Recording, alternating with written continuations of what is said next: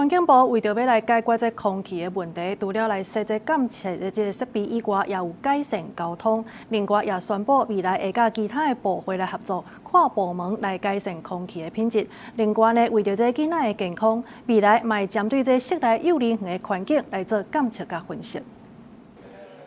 为着改善 PM2.5含境外空气污染物，这个设备是环境部用来监测甲分析空气的机器。根据环境部的统计，民国114年的空气监测 PM2.5的平均浓度已经降低到12.6微克，对民国108年到今已经降低22%。环境部表示，未来嘛会针对市内做空气品质的监测甲分析，但先对幼稚园开始。下年度我们会全力投入在幼儿园上面的空品改善方面，来保护我们国家最重要的未来的这些栋梁。那同时我们会进行监测跟分析来找出这个可能的污染来源跟样态，做形成教案来协助这个幼儿园做相关的改善。环境部大气司表示，亲像今年的温度偏悬，累积的雨量多，但是落雨天的日子偏少，扩散的条件无好，对空气品质造成影响。改善臭氧浓度拄着困难，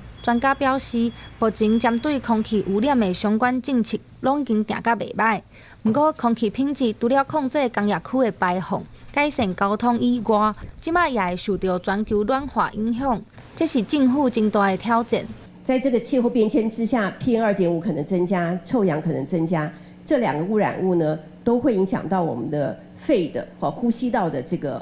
功能。根据环境部统计显示，今年臭氧8点钟红色警示的日子有88天，改善率72%，无到76%的目标，已经连续2年无达到目标。另外，空气好歹影响健康，环境部也强调，未来会和卫福部、教育部和经济部斗阵合作，下部会来维护校园的空气品质，建立空气污染甲疾病的防治。记者陈心东、谢桂玲台北报道。